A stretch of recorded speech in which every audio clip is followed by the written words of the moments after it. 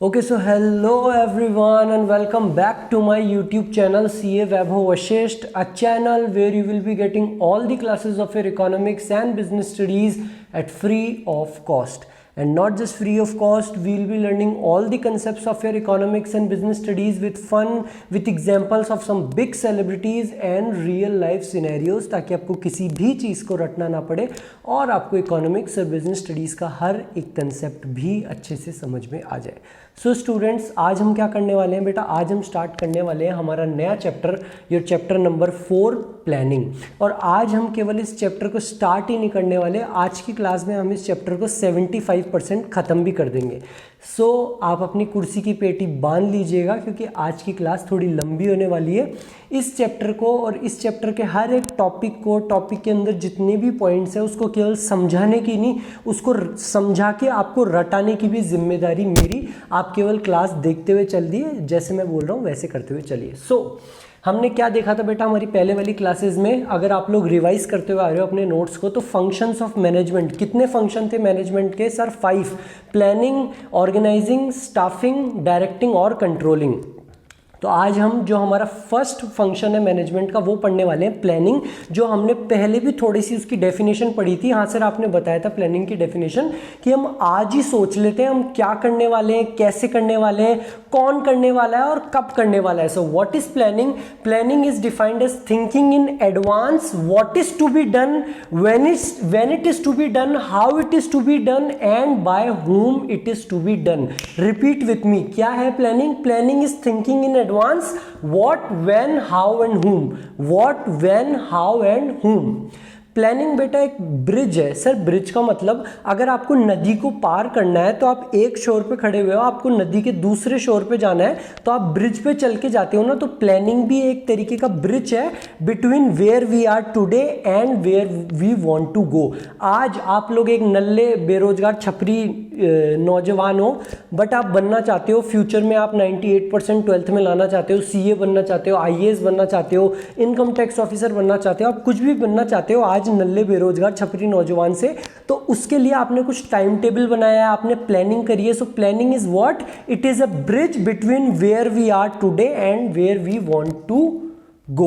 It bridges the gap between where we are standing today and where we want to reach. हाँ sir, planning की definition आपने पहले बताई थी, बहुत ही ईजी है। Thinking in advance what, when, how and by whom, and it is the bridge between where we are today and where we want to go. Sir ये तो बहुत ईजी है। चलते हैं हम हमारे नेक्स्ट टॉपिक पे, and that is features, characteristics और नेचर ऑफ योर प्लानिंग। हमारे जो प्लानिंग है उसकी क्या क्या फीचर्स है? तो बेटा मैं बता दूं, आपके बहुत ही ईजी फीचर्स हैं। इसमें से कई फीचर्स तो ऐसे होने वाले हैं जो हम पहले भी, हमारी जो पहले की क्लास हुई है उससे ही आपको समझ में आ जाएंगे। कुछ ऐसे पॉइंट्स होंगे जो हमने हमारे मैनेजमेंट के कैरेक्टरिस्टिक में देखे होंगे, जैसे कि ये परवेसिव, आप सबको पता है सर परवेसिव मतलब जो हर जगह पाया जाता है, तो ये बहुत ही ईजी रहने वाले हैं। तो ये कुछ हमारे फीचर्स है। It is primary function of management. Primary का मतलब फर्स्ट फंक्शन। हाँ सर, आपने बताया था 5 फंक्शन थे, तो पहला फंक्शन तो प्लानिंग ही था, ऑर्गेनाइजिंग सेकेंड था, परवेसिव, फ्यूचरिस्टिक। अब ये क्या क्या है उसको एक एक को हम डिटेल में समझ लेते हैं। तो सबसे पहले तो प्लानिंग कंट्रीब्यूट्स टू ऑब्जेक्टिव्स।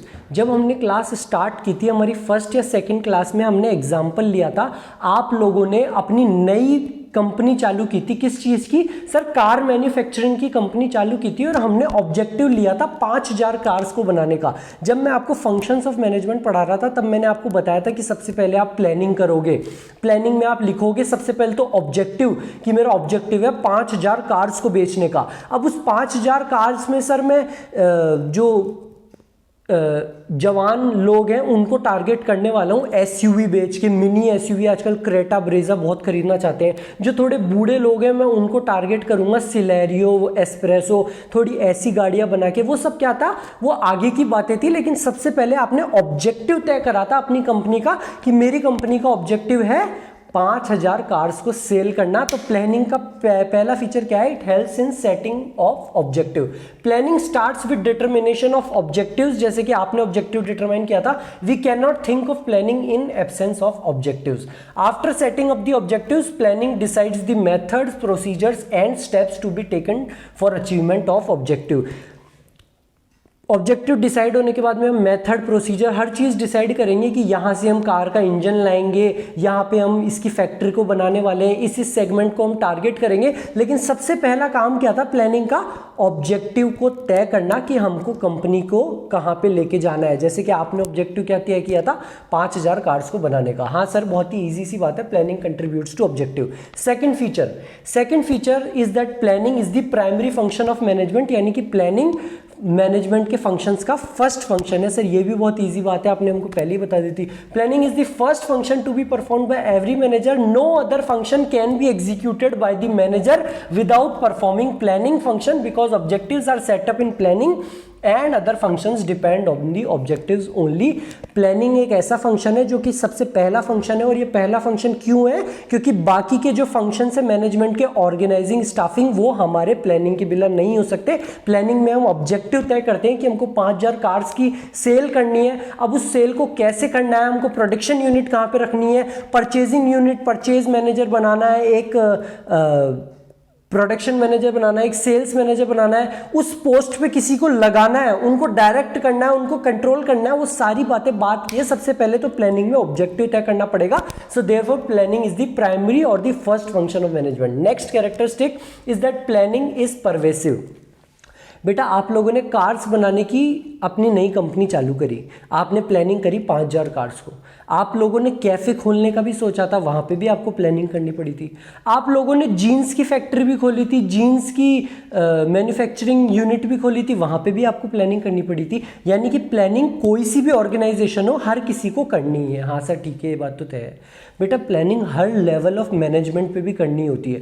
जो टॉप लेवल मैनेजमेंट है, जैसे कि आप लोग बोर्ड ऑफ डायरेक्टर, सीईओ, सीएफओज, वो तो प्लानिंग करते ही हैं कि हमको इतनी कार्स बेचनी है, यहाँ से हमको इंजन लाना है, ये काम वो काम। लेकिन जो डिपार्टमेंटल मैनेजर्स होते हैं, डिपार्टमेंटल मैनेजर्स आपके मिडिल लेवल मैनेजर्स कौन थे? सर आपने बताया था परचेज डिपार्टमेंट का हेड, सेल्स डिपार्टमेंट का हेड और प्रोडक्शन डिपार्टमेंट का हेड। बेटा वो अपने डिपार्टमेंटल मैनेजर्स भी अपने डिपार्टमेंट के लिए प्लानिंग करते हैं कि मैं अपने परचेज डिपार्टमेंट की इतनी कॉस्ट रखूंगा, मैं इतने वर्कर्स रखूंगा, मैं यहाँ से माल खरीदूंगा, वो भी अपने डिपार्टमेंट की प्लानिंग करते हैं। जो लोअर लेवल मैनेजर्स थे, सुपरवाइजर्स, जो एक्चुअल में वर्कफोर्स के साथ में इंटरेक्ट करते हैं, वो भी अपनी डे टू डे एक्टिविटीज की प्लानिंग करते हैं। सो therefore planning is a pervasive function. Why?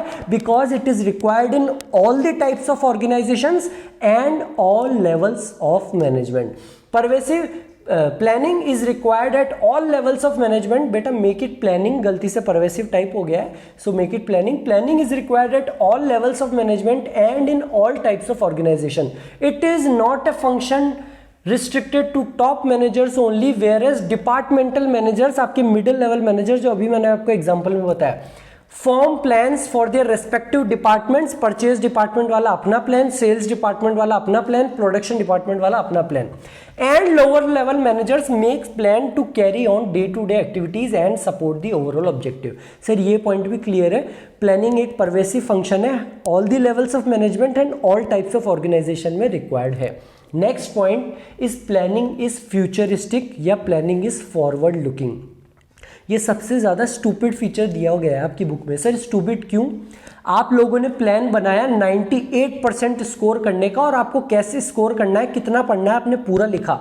क्या आप लोगों ने वो प्लान 11th क्लास के लिए बनाया है या आपने 10th क्लास के लिए बनाया है कि मेरे को 10th क्लास में 98% लानी है? सर 10th क्लास तो हो चुकी है, उसमें तो मैं वैसे ही 3rd डिवीजन पास हुआ था, उसका प्लान बना के मैं क्या करूंगा? मैं तो 12th क्लास में जो आने वाला है मैं futuristic. So planning is always futuristic. जैसे कि आप लोगों ने अपने 12th क्लास का प्लान बनाया, वैसे ही मैनेजर्स भी जो प्लान बनाएंगे वो फ्यूचर के लिए बनाएंगे based on their past experience. Managers अपना पिछला एक्सपीरियंस यूज करेंगे और बिजनेस एनवायरनमेंट को स्कैन करेंगे, किसके लिए? फ्यूचर के लिए प्लान बनाने के लिए। सो planning is always futuristic. Planning always means looking ahead or is a futuristic function. Planning is never done for the past. आप कभी भी 10th क्लास की परसेंटेज अच्छे करने के लिए प्लान नहीं बनाओगे, इजी सी बात है। All the managers try to make predictions for future and these predictions are made on the basis of past experience of managers and scanning of business environment. Planning है तो futuristic, फ्यूचर के लिए, but उस futuristic वो है तो सही, but कैसे करेंगे मैनेजर्स? अपने पास्ट एक्सपीरियंस और बिजनेस एनवायरनमेंट को स्कैन करके। ठीक है सर, ये पॉइंट भी क्लियर है, बहुत ही ईजी सा था। Next thing is that planning is a continuous function, यानी कि प्लानिंग भी गोदरेज की अलमारी की तरह है, हमेशा चलता जाए चलता जाए। ऐसे नहीं कि उसको हमने साल की शुरुआत में प्लानिंग कर ली, अब हम आगे कुछ करने ही नहीं वाले प्लानिंग के अंदर। क्यों? क्योंकि जैसा कि हमने हमारे बिजनेस एनवायरनमेंट वाले चैप्टर में देखा था, उसका कैरेक्टरिस्टिक था that business environment is dynamic, यानी कि बिजनेस एनवायरनमेंट चेंजिंग है, हर थोड़े टाइम में बदलता रहता है। आपका टेक्नोलॉजी नहीं आती रहती है, फैशन ट्रेंड वगैरह में चेंज आते रहते हैं। सो बिजनेस एनवायरनमेंट डायनामिक है, इसलिए जो हमने प्लान करा है वो हमको बिजनेस एनवायरनमेंट के साथ में बदलना पड़ता है। सो प्लानिंग ऐसा नहीं है कि साल के शुरुआत में कर ली, बट हमको जैसे कि बिजनेस एनवायरनमेंट चेंज हो रहा है उस हिसाब से हमको हमारे प्लान्स को भी चेंज करना पड़ता है। सो therefore planning is also a continuous function. Planning is a never ending or continuous process because after making plans also one has to be in touch with the changes in changing business environment and in the selection of the best way। ठीक है sir, ये चीज भी हमको clear है। Next point, the next point is planning involves decision making. आप लोगों ने प्लान बनाया, ऑब्जेक्टिव तय करा 5000 कार्स को बेचने का। उसके बाद में आप लोगों ने बोला था सर मैं जो मेरी कार्स में इंजन रखूंगा वो जर्मन कार्स का रखूंगा। हाँ बेटा, आप लोगों ने बोला था, बट बेटा मैं बोलूँगा कि यार इंजन तो फ्रेंच कार्स का भी है, इटालियन कुछ कार्स आती है उनका भी है, इंडिया में भी कुछ इंजन बनते हैं वो भी है, आप जर्मन का ही चूज क्यों करते हो? तो बेटा आपने सबको एनालाइज करा, जर्मन कार्स की इंजन को एनालाइज करा, फ्रेंच कार्स की इंजन को एनालाइज करा, इंडिया में जो इंजन बन रहे हैं उनको एनालाइज करा, और उसके बाद में आप इस निष्कर्ष पे पहुंचे, यानी कि आपने ये डिसीजन लिया कि मैं मेरी कार्स में जर्मन कार्स का इंजन ही लगाऊंगा। So planning involves decision making. आपको एक सेलेक्टिव ऑल्टरनेटिव्स होंगे, उसमें से बेस्ट ऑल्टरनेटिव चूज करना होगा।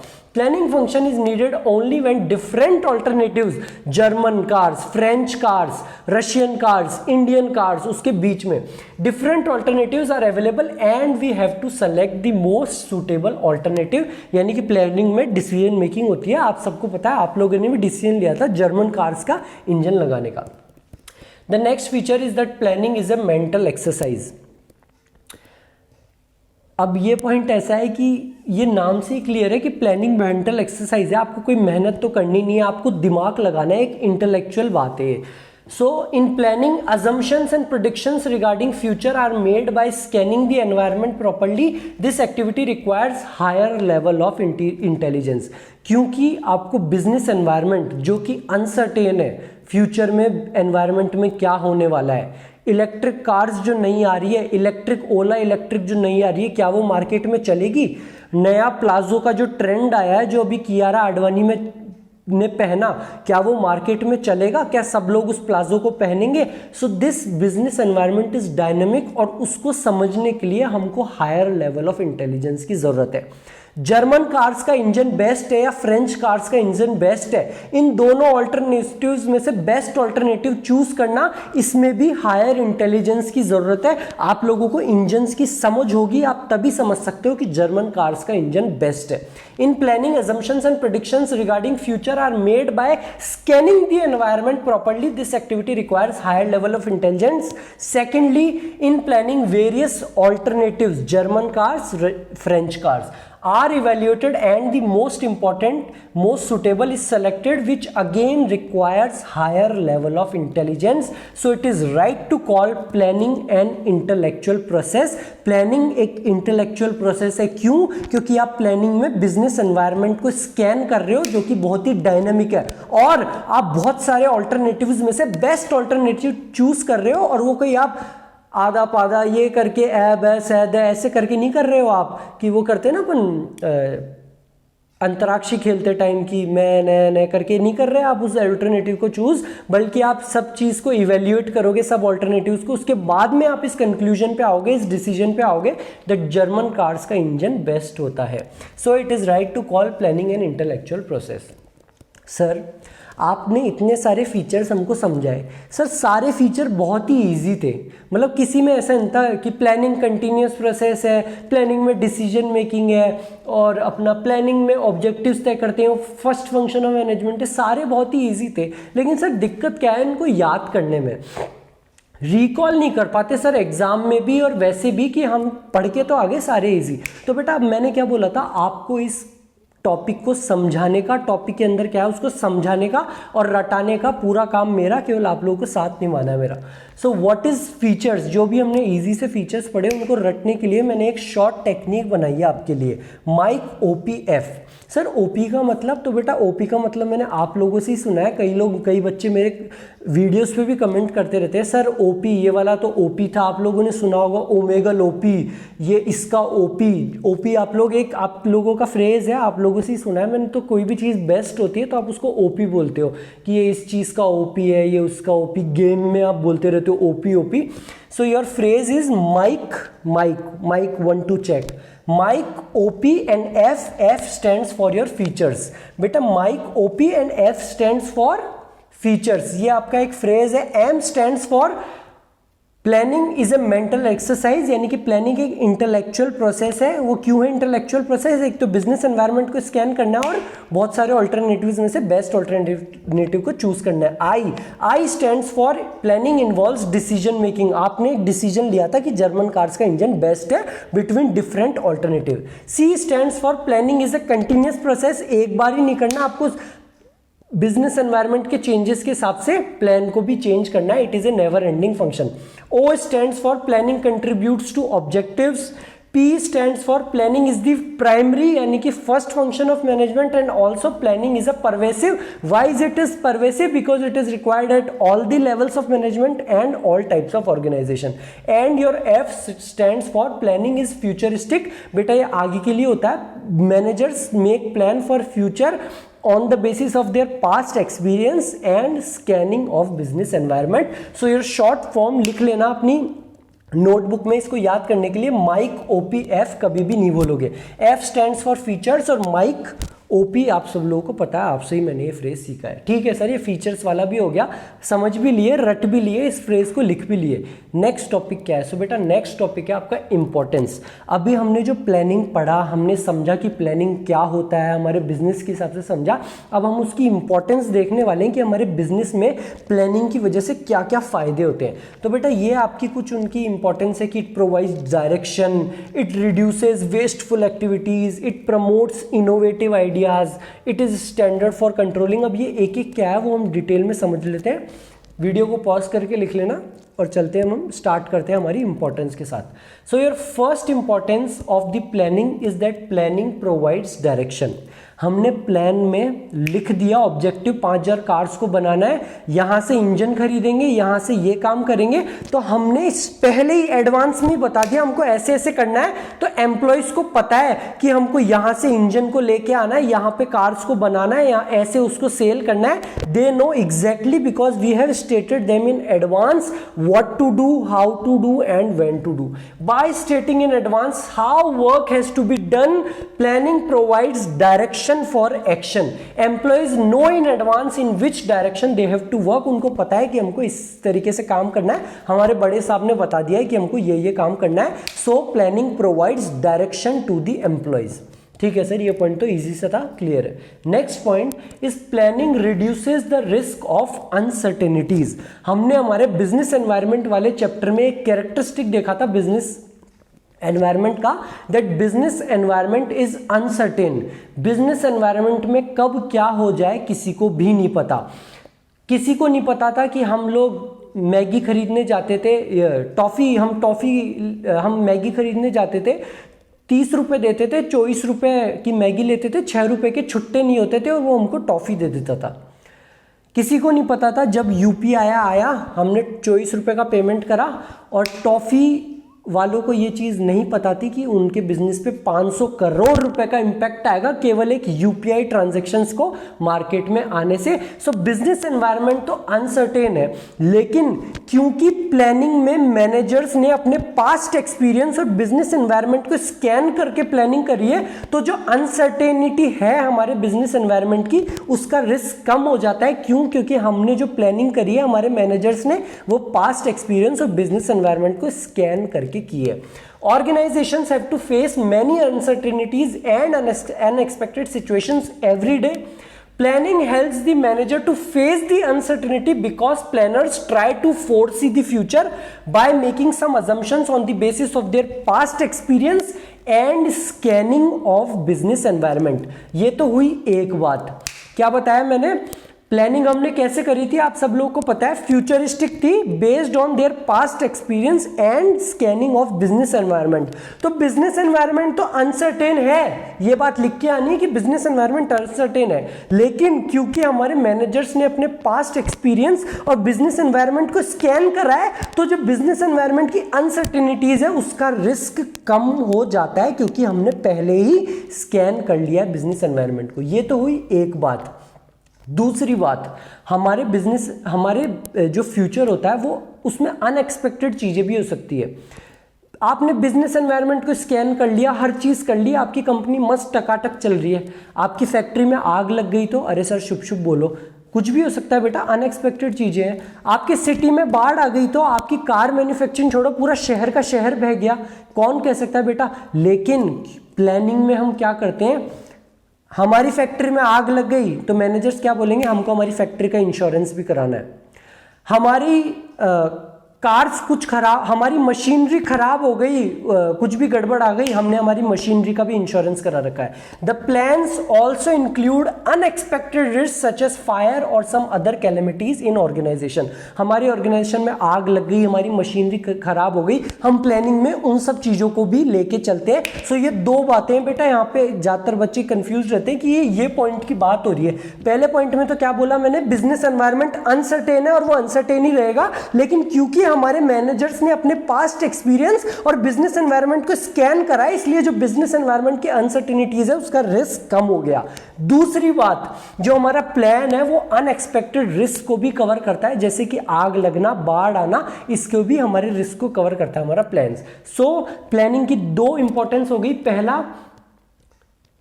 पहली तो इट प्रोवाइड्स डायरेक्शन, दूसरी it reduces the risk of business environment की uncertainty, it reduces the risk of uncertainties.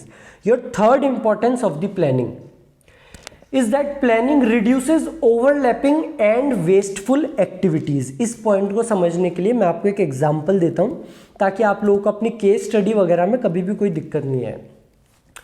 आप लोगों की एक रिपेयर सेंटर की दुकान है, कार की रिपेयर और उसकी धुलाई वगैरह का काम करते हो आप, सर्विस का काम करते हो, ठीक है सर। आप लोगों के पास में कॉन्ट्रैक्ट आया, एक महीने 60 कार्स आई आपके पास में, एक दिन में 60 कार को धोने का काम है, क्या करना है, वॉश करना है 60 कार्स को। आप लोगों के पास में 3 वर्कर काम करते हैं, तो आपने उनको बोल दिया कि यार इनको धोना है, आपने केवल उनको बोल दिया 60 कार आई है उनको धोना है, और आप लोग मस्त जाके अपने पार्टी वार्टी करने चले गए, अपने घर पे सोने वोने चले गए। वो 3 वर्कर्स वहाँ पे क्या कर रहे हैं वो वही जाने। उनमें से एक राम तो बहुत काम करता है, एक शाम हमेशा सोता ही रहता है, और एक मोबाइल में गेम वगैरह खेलता रहता है। अब एक तो बेचारा काम करे जा रहा है, एक कभी कभार सोता है, कभी कभार काम करता है, फिर अपने बीवी से मिलने चल जाता है, कहीं पर भी निकल गया, किसी की क्या हो गया। पहला तो आपका काम पूरा नहीं होगा 60 कार्स को बेचने का, जबकि एक वर्कर बहुत मेहनत कर रहा है। दूसरा, वो आप उनको सैलरी दे रहे हो वो वेस्ट हो रही है, क्योंकि कोई आपने प्लान तय नहीं करा कि किसको क्या काम करना है। तीसरा, उन्होंने कुछ काम भी करा, राम काम करे जा रहा है, वो आया उठ के, उसको कुछ पता ही नहीं है कितनी कार्स धुल गई है, उसने धुली हुई कार्स को फिर से धो दिया। जो कार ऑलरेडी धुल चुकी है उसको फिर से धो रहा, उसको फिर से चमका रहा है चमकी हुई काम को, इसको कहते हैं ओवरलैपिंग करना। So your planning reduces overlapping and wasteful activities. कैसे, आपने प्लान बना लिया, 60 कार्स आई है, आपने तीनों वर्कर को बुलाया कि सुन तुम तीनों वर्कर हो, 60 कार है, 20 कार तेरे को धोनी है, 20 तेरे को और 20 तेरे को। उसमें से एक बोलता है सर मेरी बीवी बीमार है, मेरे को बीवी से मिलने जाना है, तो आप बोलते हो ठीक है तू बीवी से मिलने जा, तुम दोनों को सैटरडे तक काम करना है, तेरे को एक दिन की छूट दे रहा हूं, तुझको संडे तक करना है, बीवी से मिल के आ, एक दिन की छुट्टी लेके आ, तेरे को संडे तक करना है, 20 कार तुम दोनों को सैटरडे तक करना है। इससे क्या होगा, एक तो ओवरलैपिंग नहीं होगी, हर कोई अपनी कार को धोएगा, दूसरे की कार को वापस से जाके साफ नहीं कर देगा। दूसरा, उनको एक क्लैरिटी ऑफ एक्शन रहेगी, क्लैरिटी ऑफ थॉट रहेगी कि इस दिन तक हमको साहब को ये काम करके देना है। So planning ensures clarity of thoughts and action and work can be carried out smoothly. एक तरीके से आप काम को एफिशिएंटली करते हो। एफिशिएंटली आप, आई होप मैंने आपको फर्स्ट क्लास में ही समझाया था एफिशिएंटली और इफेक्टिवली के बीच में difference. Let's move on to the next importance. और बेटा नेक्स्ट इंपॉर्टेंस से पहले इस वीडियो को यहीं पे रोको, जो हमारा टॉपिक चल रहा है उसको यहीं पे रोको। जस्ट एक ऐसा ही पजल में लेके आ रहा हूँ, क्लास के बीच में आपसे मैं पहले की क्लास के बारे में कुछ पूछूंगा। सपोज क्वेश्चन में लिखा हुआ आ जाए, केस स्टडी में लिखा हुआ आ जाए essence of management. Essence of management पढ़ते ही आप लोगों के दिमाग में क्या आना चाहिए? जिन भी बच्चों का आंसर है coordination, so very good, it means कि आप लोग अपने जो पुराने नोट्स हैं, हमारी इस क्लास से पहले की क्लासों के जो नोट्स हैं, आप उनको रिवाइज करते हुए आ रहे हो। और अगर आप लोगों का ये आंसर नहीं था तो बेटा पहले वाले नोट्स को रिवाइज करते हुए आओ। अगर आपने नोट्स ही नहीं बनाए हैं तो वापस से क्लास को स्टार्ट करो, नोट्स बनाते हुए आओ, जब भी नेक्स्ट क्लास ले उससे पहले उस नोट को रिवाइज करो। सो मैं ऐसे आप लोगों से बीच में क्वेश्चन पूछने वाला हूँ, अभी ज़्यादा देर नहीं हुई, अभी हमने प्लानिंग ही स्टार्ट करा है। सो वापस से अपने नोट्स बनाते हुए आओ, ढंग से पढ़ते हुए आओ, and we'll ultimately achieve our target of 100 out of 100 marks in your business studies. Now let's get back to the topic. हम पढ़ रहे थे importance of planning. The next importance of planning is that planning promotes innovative ideas. बेटा planning से है ना, managers innovative ideas लाते हैं और मैनेजर्स इनोवेटिव और क्रिएटिव हो जाते हैं। सर वो कैसे, प्लानिंग से ऐसा कैसे होता है? तो बेटा जब कोलगेट मार्केट में आई थी तो कोलगेट की सेल्स हुई, लेकिन उसकी सेल्स बढ़ नहीं रही थी। सर बढ़ नहीं रही थी। टॉप लेवल मैनेजर्स ने, जो मालिक थे कंपनी के, उन्होंने खूब सोचा, लोगों से पूछा कि हमको हमारी सेल्स बढ़नी चाहिए, लेकिन उन्होंने खूब सारे फंडे अपना लिए, लेकिन कोलगेट की सेल्स बढ़ी नहीं। फिर एक मैनेजर ने एक आइडिया दिया कि सर हम क्या करेंगे, हम कोलगेट को ऐसी ट्यूब में लेके आएंगे कि कोलगेट एक बार अगर निकल जाए तो वो वापस नहीं आएगा। आप मानोगे नहीं, ये एक छोटी सी ट्रिक थी, लेकिन इसकी वजह से जो कोलगेट का कंजम्पशन था वो बढ़ गया लोगों का। सर मतलब, तो कोलगेट के उस मैनेजर ने ये एनालाइज तो कर लिया कि हम हमारी सेल्स नहीं बढ़ा पा रहे, क्यों? क्योंकि लोगों का कंजम्पशन नहीं बढ़ रहा, हम नए लोगों को अचीव तो नहीं कर पा रहे। लेकिन हम एक ऐसा आइडिया लाया कि जो एग्जिस्टिंग कस्टमर्स हैं, अगर हम उनका कंजम्पशन बढ़ा दे चीज़ों का तो भी हमारी सेल्स बढ़ सकती है। और उसने क्या आइडिया लेके आया, कंजम्पशन, हम कोलगेट कोई खाता तो है नहीं, तो वो ये आइडिया लेके आया कि अगर किसी से कोलगेट ज़्यादा निकल जाए तो वो उस कोलगेट को वापस ना डाल पाए। आप ट्राई करना कभी भी कोलगेट को निकालना, क्या कोलगेट वापस आप उस ट्यूब में डाल सकते हो। सो एक छोटा सा आइडिया था, लेकिन बहुत ही इनोवेटिव, बहुत ही क्रिएटिव आइडिया था। वैसे ही आप लोगों ने पार्ले जी बिस्किट के बारे में कभी सुना हो, तो बेटा पार्ले जी आज से 20 साल पहले 5 रुपये, 20 साल तो नहीं कहूँगा, 10 साल पहले भी 5 रुपये का आता था, 5 साल पहले भी 5 का आता था, आज भी 5 रुपये का आता है। तो 10 साल से अभी तक आपको लगता है कि महंगाई नहीं हुई? सर बिल्कुल बहुत महंगाई हुई है। पेट्रोल की प्राइसेस देखो 10 साल पहले क्या थी और अभी क्या है। हम तो निकालते ही नहीं है सर एक्टिवा स्कूल जाने के लिए, पैदल ही चल जाते हैं। बहुत बहुत ज़्यादा महंगाई हुई है, फिर भी 5 रुपये का ही कैसा आ रहा है पार्ले जी? तो बेटा हुआ क्या, 10 साल पहले जैसे महंगाई बढ़ने लगी, 5 रुपये का पार्ले जी आता था, तो टॉप मैनेजर्स ने, जो मालिक थे पार्ले जी के, उन्होंने बुलाया सबको कि बताओ हम क्या करें। तो कईयों ने बोला सर प्राइस बढ़ा के 6 रुपये कर देते हैं, 7 रुपये कर देते हैं। तो उन्होंने फटकार दिया उसको, चुप बैठ जाओ चुपचाप। जैसे ही हम पार्ले जी की प्राइस 6 रुपये कर देंगे, 7 रुपये कर देंगे, बढ़ाया 2 रुपये, 1 रुपये ही है, लेकिन लोग बाग खरीदना बंद कर देंगे कि यार मैं क्यों खरीदूँ पार्ले जी, मैं सनफीस्ट खरीदूंगा, मैं टाइगर खरीदूंगा, या अगर वो एक ही कंपनी के हैं तो इस चीज़ को पकड़ना मत, मैं कोई सा भी दूसरा खरीदूंगा। बट 1 रुपये बढ़ने से भी लोगों की सोच में चेंज आ जाता है। तो उन्होंने क्या करा, लोगों की सोच पे अटैक करा, एक इनोवेटिव आइडिया के साथ आए मैनेजर कि सर हम पार्ले जी की प्राइस तो नहीं बढ़ाएंगे, लेकिन हम उसकी क्वांटिटी को कम कर देंगे। तो बेटा पार्ले जी 5 रुपए का जो 10 साल पहले आता था, अगर आप उसकी क्वांटिटी देखोगे और आज जो पार्ले जी 5 रुपए का आता है उसकी क्वांटिटी देखोगे तो उस 10 साल में उसमें फर्क आ गया। So that was also an innovative idea कि हम प्रोडक्ट की प्राइस नहीं बढ़ाएंगे लेकिन उसकी क्वांटिटी को कम करते हुए चलेंगे, जो कस्टमर को पता भी नहीं चले और हम कस्टमर की जेब में से पैसे भी निकाल लें। So planning is an intellectual process and requires high thinking. Planning forces managers to think differently and assume the future conditions, so it makes them innovative and creative। क्या करता है बेटा planning? It promotes innovative ideas. आपको example बताया Colgate का, पार्ले जी biscuit का।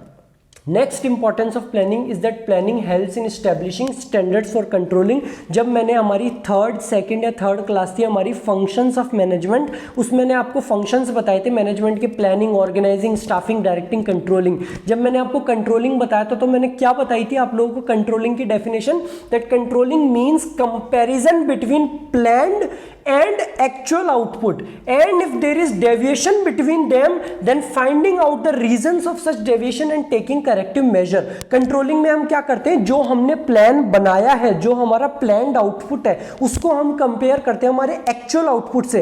Planned output और actual output में जो डेविएशन होता है उसको हम फाइंड आउट करते हैं और फिर हम मेजर्स ढूंढते हैं उस डेविएशन को दूर करने की, कि यार हमने प्लान बनाया था 5000 कार्स को बेचने का, हम 3000 ही क्यों बेच पा रहे, गड़बड़ कहां पे है, प्लानिंग परचेजिंग डिपार्टमेंट में, सेल्स डिपार्टमेंट में कहां पे गड़बड़ है। तो अगर हम प्लानिंग ही नहीं करेंगे तो हम एक्चुअल आउटपुट को कंपेयर किससे करेंगे? The controlling manager will have no base to compare the actual output. If there is no planning then controlling manager will have no base to compare whether the actual output is adequate or not.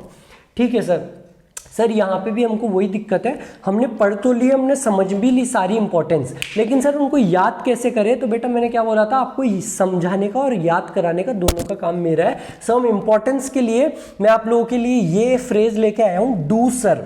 आप लोग मेरे को बोल रहे हो कोई काम करने को, डू सर। तो क्या है हमारी प्लानिंग की इंपॉर्टेंस का short phrase, do sir. D stands for planning provides direction. Direction कैसे प्रोवाइड करती है? By stating in advance what to do, how to do, when to do. Employees know well in advance उनको क्या करना है, and it provides direction to them. O stands for planning reduces overlapping and wasteful activities। Planning की वजह से clarity of thought और action में clarity होती है कि उनको क्या करना है, कोई भी वर्कर दूसरे वर्कर का काम ओवरलैप नहीं करेगा और वेस्टफुल एक्टिविटीज नहीं करेगा।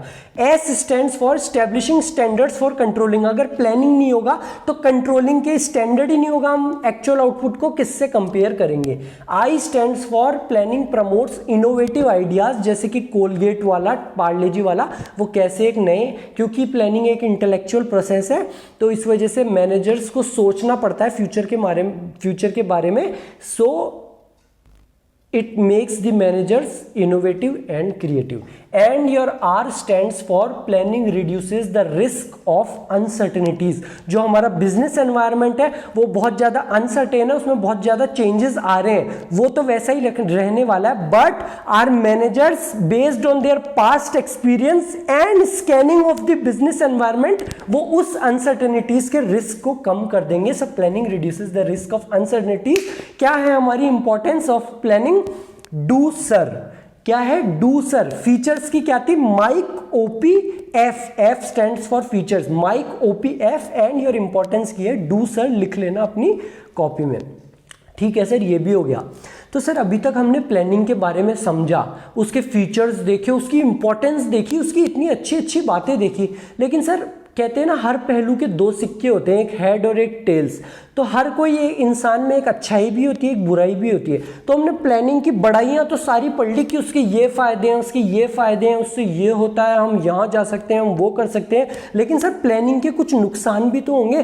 तो आइए हम देखते हैं कि प्लानिंग की लिमिटेशंस क्या है, यानी कि जो प्लानिंग है उसकी खामियाँ क्या क्या है। तो बेटा हमारी प्लानिंग की खामियाँ, लिमिटेशंस ऑफ प्लानिंग को हमने दो तरीके से डिवाइड कर रखा है, एक तो इंटरनल लिमिटेशंस और एक एक्सटर्नल लिमिटेशंस। क्या है? एक इंटरनल और एक एक्सटर्नल। एक्सटर्नल लिमिटेशंस वो हैं जो हमारे हाथ में बिल्कुल भी नहीं है, भगवान के ऊपर है। जैसे कि आप एग्जांपल लगा सकते हो नेचुरल कैलेमिटीज वगैरह, ज़्यादा मैं आपको सस्पेंस नहीं खोलूंगा, हम आगे देखेंगे। तो दो तरीके से डिवाइडेड है, इंटरनल और एक्सटर्नल। सबसे पहले हम इंटरनल लिमिटेशंस, जो उसकी इंटरनल खामियां हैं, उसको समझ लेते हैं। सो ये बेटा ये कुछ प्लानिंग की इंटरनल लिमिटेशंस है, जैसे कि it leads to rigidity, it reduces creativity. Sir अभी तो एक इंपॉर्टेंस में देखा था कि इनोवेटिव आइडियाज़ होते हैं, मैनेजर इनोवेटिव होते हैं और क्रिएटिव होते हैं। तो बेटा यहाँ पे भी मैं आपको समझाऊंगा कि इंपॉर्टेंस में भी है क्रिएटिविटी और लिमिटेशंस में भी है, वहाँ पे क्यों है और यहाँ पे क्यों है, मैं दोनों पॉइंट आपको समझाने वाला हूँ। प्लानिंग इन्वॉल्व्स ह्यूज कॉस्ट, बहुत पैसा लगता है, बहुत टाइम कंज्यूमिंग होती है और and it does not guarantee success. तो अब इन एक एक लिमिटेशन में, खामियों में क्या क्या है उसको हम डिटेल में समझ लेते हैं, ताकि क्वेश्चन चाहे कैसा भी आ जाए, चाहे कोई सी भी केस स्टडी आ जाए, हम हर चीज़ को अटेंड कर पाए। First, planning leads to rigidity. बेटा हमने प्लान बना लिया कि हमको 5000 कार्स को बेचना है, हमको जर्मन कार्स का इंजन लगाना है, हमको ये करना है, हमको वो करना है। या आपने प्लान बना लिया, आपकी जीन्स की फैक्ट्री है, आपने प्लान बना लिया कि सर हमको 5000 जीन्स बेचनी है, हमको इस सेगमेंट को टारगेट करना है, हमको ऐसा करना है, वैसा करना है। लेकिन हमने हमारे बिजनेस एनवायरनमेंट की कैरेक्टरिस्टिक में देखा था, और हम इतनी बार सुन चुके हैं कि बिजनेस एनवायरनमेंट अनसर्टेन है, बिजनेस एनवायरनमेंट में कुछ भी चेंज हो सकता है। कियारा आडवाणी ने प्लाजो पहन लिया, आपने जीन्स का प्लान बना लिया, यहाँ से कपड़े लाओगे, वो लाओगे, पूरा रिजिड प्लान बना लिया। कियारा आडवाणी ने प्लाजो लाया, बिजनेस एनवायरनमेंट में चेंज आया, ट्रेंड में चेंज आ गया, हर कोई प्लाजो पहनने लग गया, आपकी planning fail. So, since business environment is dynamic and always changing, following pre-decided plan when circumstances are changed may not bring positive results for organization। जो बेटा ये क्या है, जाकिर खान है, जो हमारा प्लानिंग है वो जाकिर खानी की तरह सख्त है, हम रिजिड हो जाते हैं, हमने प्लान बना लिया, अब हमको ऐसा ऐसा ही करना है। लेकिन जो बिजनेस एनवायरनमेंट है वो तो अनसर्टेन है, वो तो चेंजिंग है, तो शायद उस रिजिड प्लान से हमको इतना फायदा नहीं मिले। अगर हम प्लानिंग नहीं करते तो शायद हमको ज्यादा फायदा मिलता। ये हमारी पहली लिमिटेशन कह रही है। क्या कह रही है पहली limitation? That business environment is dynamic and always changing, following pre decided plan when circumstances are changing may not bring positive results for our organization। ठीक है sir, planning leads to rigidity, सख्ती हो जाती है जाकिर खान की तरह। दूसरी चीज क्या है? दूसरी लिमिटेशन है planning may not work in dynamic environment. आप लोगों ने सबने सुना, आपके दोस्तों ने नई ओला इलेक्ट्रिक खरीदी। हाँ सर, ये ओला इलेक्ट्रिक बाइक है, ये केवल बैटरी चार्ज करो और चलती है। सर ये इतनी ज़्यादा चलन में थी तो मैंने और मेरे फ्रेंड्स लोगों ने मिलके हमने सर इसकी है ना डीलरशिप ले ली कि यार ये बिजनेस तो हमारा हिट ही होएगा। हमने पापा से, मौसी से, सबसे पैसे लिए, सब लोगों ने मिलकर और इसकी डीलरशिप खोल ली कि ये तो हमारा बिजनेस चलने ही वाला है। ये आजकल तो इलेक्ट्रिक का ज़माना है, कोई लेना ही नहीं चाहेगा, पेट्रोल इतना महंगा हो रहा है, आपने ये खोल लिया। बट आपने दिमाग तो लगाया, आप बहुत चौबेजी बने, चौबेजी आप थे, आप छब्बेजी बने, आप लोगों ने ये ले ली। एकदम से 1 महीने 2 महीने आपका बिजनेस भी चला। कुछ टाइम बाद में न्यूज़ आती है कि ओला इलेक्ट्रिक बाइक में, कार में आग लगने लग गई। बहुत सारी न्यूज़ आने लग गई, इसके भी आग लग गई, उसके भी आग लग गई। गवर्नमेंट एक नई पॉलिसी चेंज लेके आ जाती है कि ये सारी ओला इलेक्ट्रिक बाइक को बेचना बंद करो। आपकी जो प्लानिंग थी वो कहाँ गई? कूड़े में। So planning may not work in dynamic environment. जो चेंजिंग एनवायरनमेंट है शायद उसमें आपकी प्लानिंग काम नहीं करे। Business environment is very dynamic as there are changes continuously taking place in economic, political and legal environment. There may be change in economic policy, change in fashion. Jeans की आपने कुछ फैक्ट्री वगैरह थी, palazzo का trend आ गया, उसने कुछ नई वो पहन ली, जो कोई चेंज इन फैशन आ गया। And manager cannot foresee these changes accurately and plan may fail if many such changes take place. किस मैनेजर ने सोचा था कि यार इसमें आग लगने लग जाएगी और हमारी ये चलना ही बंद हो जाएगी? हर कोई सोचा था अब तो इसका ही जमाना आएगा। सो प्लानिंग की सेकेंड लिमिटेशन हो गई, it may not work in dynamic environment. Third limitation is that planning reduces creativity. Sir वहाँ पे तो आपने बताया था कि वो इनोवेटिव और क्रिएटिव करता है, तो बेटा अब इस पॉइंट को ऐसे समझो, प्लान्स बनाने का काम किसका था? सर हम लोगों का मालिकों का मतलब टॉप लेवल मैनेजर्स, जो बोर्ड ऑफ डायरेक्टर्स है, जो सीईओ है, उन सब लोगों का काम है प्लानिंग करने का, प्लान्स बनाने का, ऑब्जेक्टिव्स तय करने का। तो उनकी इनोवेटिव आइडियाज और उनकी क्रिएटिविटी तो बड़ी है, लेकिन जो मिडिल लेवल मैनेजर्स है, आप उनको जाके बोल देते हो कि 5000 कार्स बनानी है और हम हमारी कार्स में जर्मन कार्स का इंजन लगाएंगे। तो जो आपके मिडिल लेवल मैनेजर्स हैं, हो सकता है बेटा जो आपका मिडिल लेवल मैनेजर था, जो आपका परचेज डिपार्टमेंट का हेड था, वो पहले मारुति कंपनी में काम करके आया था 15 से 20 साल, और उसको ये चीज पता थी कि जर्मन कार्स का इंजन इंडिया में नहीं चलने वाला है, इंडिया के एनवायरनमेंट के हिसाब से कोई दूसरी कार्स का इंजन बेस्ट होता है। लेकिन क्योंकि आप लोगों ने प्लान बना दिया था, तो जो उसकी क्रिएटिविटी थी वो कम हो गई। क्यों? Because he was just following a pre determined plan given by the top level managers। तो अब आप लोगों को समझ में आया होगा कि वहां पे इंपॉर्टेंस में क्रिएटिविटी इंप्रूव कर रहा था टॉप लेवल मैनेजर्स की, लेकिन जिनको हम प्लान बता रहे हैं middle level managers, lower level managers, जो एक्चुअल में वर्कफोर्स के साथ इंटरेक्शन में है, उनकी क्रिएटिविटी कम हो जाती है। हो सकता है वो उस काम को बहुत अच्छे तरीके से कर पाए, लेकिन हमारे बड़े साहब ने बोला है ऐसे ऐसे करना है तो वो उसी हिसाब से करेंगे। वो एक ब्लाइंड फॉलोअर्स बन जाते हैं, वो धृतराष्ट्र की तरह अंधे हो जाते हैं कि यार हमारे साहब ने बोला है हमको वही करना पड़ेगा, उनकी क्रिएटिविटी कम हो जाती है। With planning manager of organization start working rigidly and they become the blind followers of the plan only। क्या बन जाते हैं वो? They become the blind followers of the plan only। They resist from making initiative to make changes in the plan according to the changes taking place in the business environment। According to the, कट कर देना इसको, according to the changes taking place in the business environment. उन बेचारों की हिम्मत ही नहीं होगी, वो रेजिस्ट करेंगे कि यार कौन जाके हमारे बड़े साहब को बताए कि इंडिया में जर्मन कार्स का इंजन नहीं चलने वाला। यहाँ की जो जनता है उनको मतलब नहीं है कि आपका इंजन कितना तेज स्पीड पकड़ता है, कितना होता है, यहाँ पे माइलेज काम करता है। यहाँ पे चाहिए भैया 25 का एवरेज, जब तक 20-25 का एवरेज नहीं दोगे लोग बाग कार नहीं खरीदेंगे। तो उनकी क्रिएटिविटी यहाँ पे कम हो गई। सो ये आपकी थर्ड लिमिटेशन थी, planning reduces creativity. Let's move on to the next limitation of planning is that planning involves huge cost. Sir मतलब, तो बेटा हमने प्लानिंग की कैरेक्टरिस्टिक में क्या देखा था? That planning is an intellectual process. हर कोई ऐरा गैरा नत्थु खैरा प्लानिंग नहीं कर सकता, ठीक है सर। यानी कि प्लानिंग एक इंटेलेक्चुअल प्रोसेस है, यानी कि उसको कोई इंटेलिजेंट आदमी, कोई एक्सपर्ट कोई करना पड़ेगा। अभी आप लोगों ने सुना होगा मारुति का नया मॉडल आया है ग्रैंड विटारा। तो आपको क्या लगता है कि ग्रैंड विटारा ऐसी कोई ऐरे गहरे नत्थु खैरे ने बना दिया होगा उसका मॉडल? i20 अपना नया मॉडल निकालती है, Hyundai अपना नया मॉडल निकालती है i20 कार का, उसको आगे से ऐसे शेप देके एरोडाइनमिक्स के हिसाब से कि जब हाईवे पे गाड़ी 150 की स्पीड पे चले तो गाड़ी पलट नहीं जाए।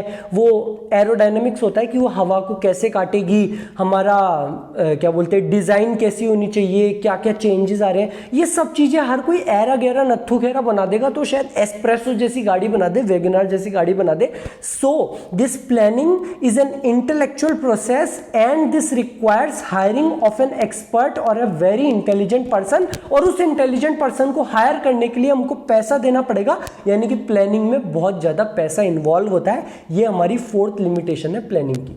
Planning process involves lot of cost because it is an intellectual process and companies need to hire the professional experts to carry on the process, जिसको पता है एरोडायनेमिक्स क्या होता है, मार्केट में भी क्या ट्रेंड चल रहा है, किस तरीके की शेप होनी चाहिए, कैसे हमारा माइलेज ज्यादा आ पाए, उस हिसाब से मॉडल को तैयार करना।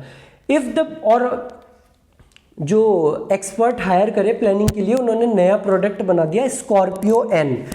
महिंद्रा की नई कार आई स्कॉर्पियो एन, उन्होंने बहुत सारे पैसे लगा के नया प्रोडक्ट लगाया। अब स्कॉर्पियो एन बिक ही नहीं रही, तो जो उसका बेनिफिट है उस प्लानिंग का वही अगर कम है उसकी कॉस्ट से ज़्यादा, तो कोई फायदा ही नहीं निकला प्लानिंग करवाने का। If the benefits of planning are not more than its cost then it should not be carried on. तो ये हमारा फोर्थ या फिफ्थ जो भी हमारा लिमिटेशन हो गया कि प्लानिंग में बहुत ज़्यादा पैसा लगता है। नेक्स्ट पॉइंट क्या है? प्लानिंग एक टाइम कंज्यूमिंग प्रोसेस है। नई कार की डिज़ाइन बनाना, ग्रैंड विटारा ऐसी होनी चाहिए, ये वैसी होनी चाहिए, एक दिन का काम तो है नहीं, बहुत टाइम लगता है प्लानिंग करने में। तो जो भी डिसीजंस आपको क्विकली लेने हैं, आपको प्रॉम्प्टली लेने हैं, वहाँ पे प्लानिंग काम नहीं आएगी।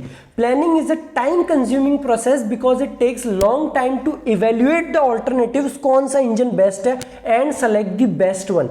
And when there is a need for prompt and immediate action, then we have to avoid planning. जब आपको जल्दी से एक्शन लेना है कि यार कार को लेके आना है मार्केट में, इससे पहले कॉम्पिटिटर हमको पूरा हावी हो जाए हम पे, तो आपको जल्दी से एक्शन लेना होगा, वहां पे आपको प्लानिंग नहीं होगी. So this was the 6th और 5th limitation of your planning, that planning is a time consuming process. The last limitation of your planning and the most funny one, the most stupid one is planning does not guarantee success. भाई आपने planning कर ली कि आपने plan बना लिया, आपने time table बना लिया कि मैं इसमें इतने मार्क्स लाऊंगा, इसमें इतने मार्क्स लाऊंगा, इसमें इतनी पढ़ाई करूंगा और ऐसे करके मेरे 98% आ जाएंगे. और अब आप यूं चलने लग गए घर में, आपको मम्मी बोल रही है जा जाके पानी की बोतल भर दे और आप बोल रहे हो तमीज़ से बात करो, 98% वाले बंदे से बात कर रहे हो आप, तो आपको क्या पड़ेगा बेटा, एक घूंसा पड़ेगा ना, आपको एक चांटा पड़ेगा कि अभी तेरे 98% आए थोड़ा है. तो जैसे आप लोग इतने मासूम हो जो प्लान बना के ये सोच लिए कि हमारी 98% आ ही जाएगी, हम IAS बन ही जाएंगे, वैसे हमारे मैनेजर्स भी बड़े मासूम हैं जो प्लान बना के ये सोच लेते हैं कि अब तो हम सक्सेसफुल हो ही जाएंगे. ज़रूरी नहीं. जो प्लान हमारे पहली वाली क्लासेस में जब आप 2nd क्लास में थे आपकी 98% आ गई उस प्लान से, जरूरी नहीं कि 12th क्लास में भी उसी प्लान से आपकी 98% आ जाए.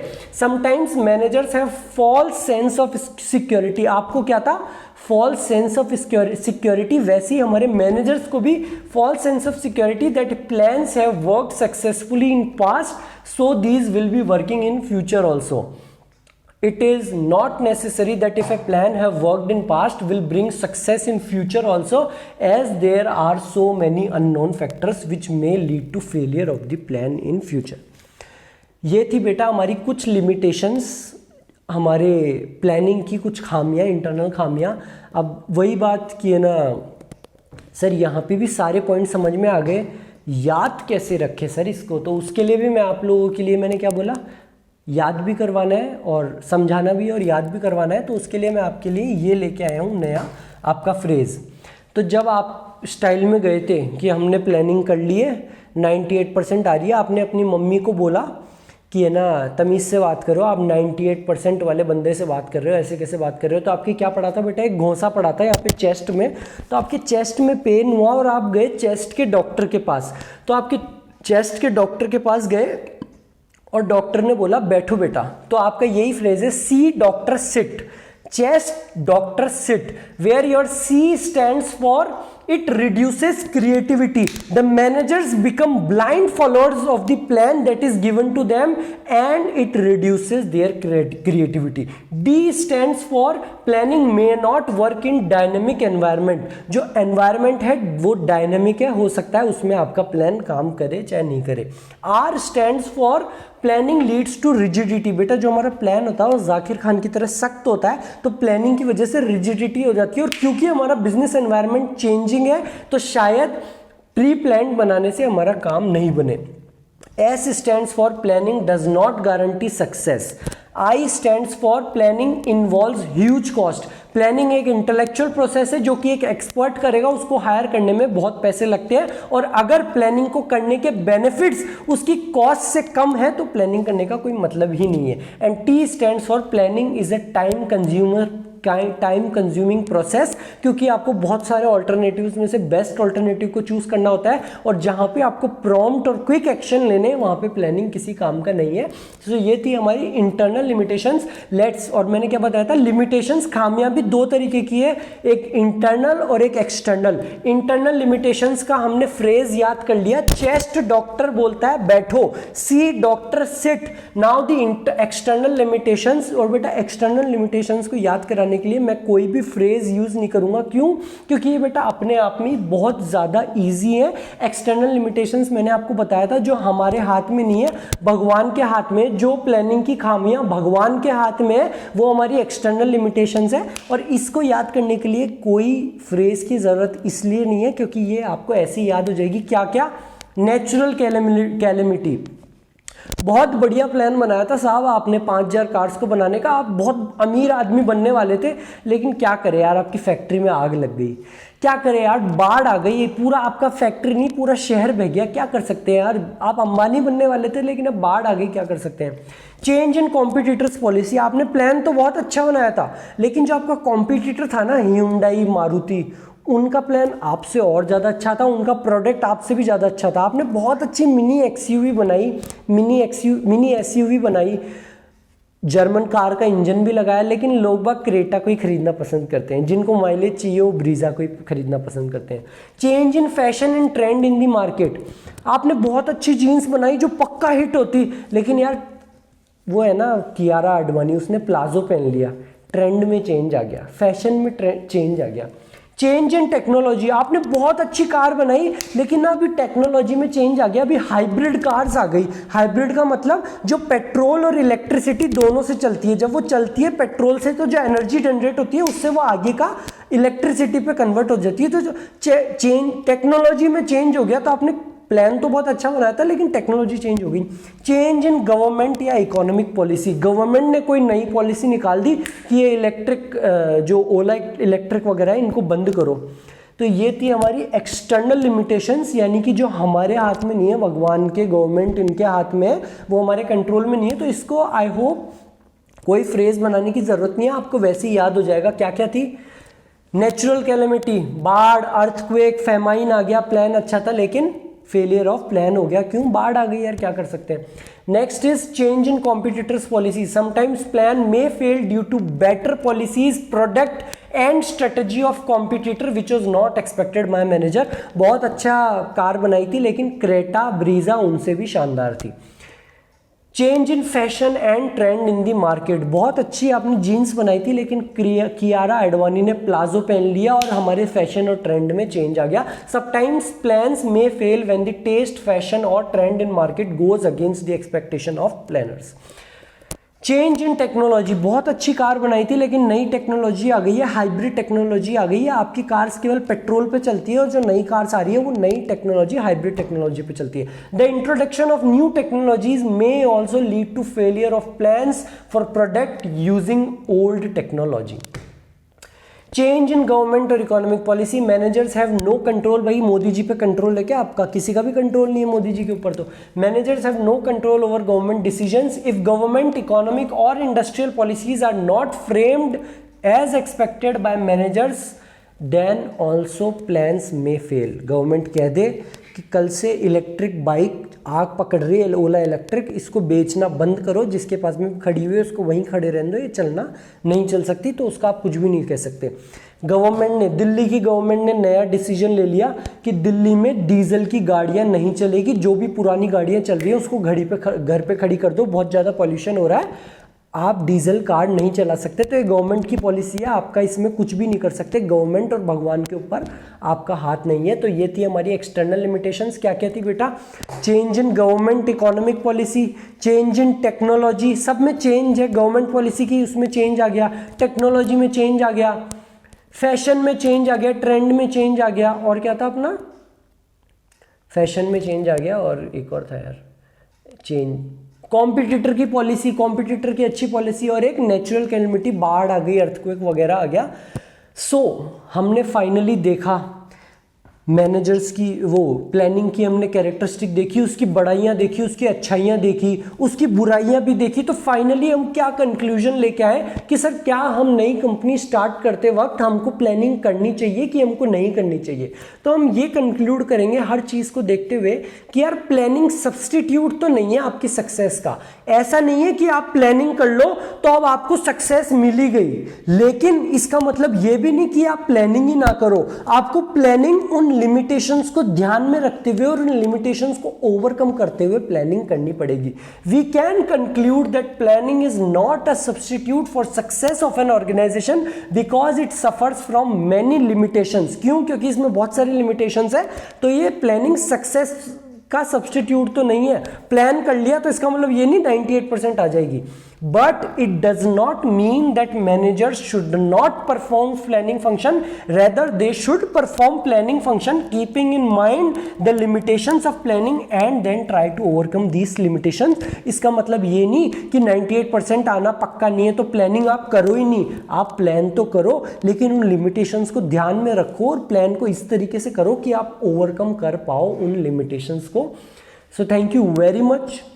ये थी हमारी क्लास आज प्लानिंग के ऊपर। प्लानिंग क्या होता है, उसकी कैरेक्टरिस्टिक्स क्या है, उसकी इंपॉर्टेंस क्या है, उसकी लिमिटेशंस क्या है, कितनी तरीके की लिमिटेशंस है, और फीचर्स को, इंपॉर्टेंस को, लिमिटेशंस को याद करने के मैंने आपको फ्रेजेस भी बताए।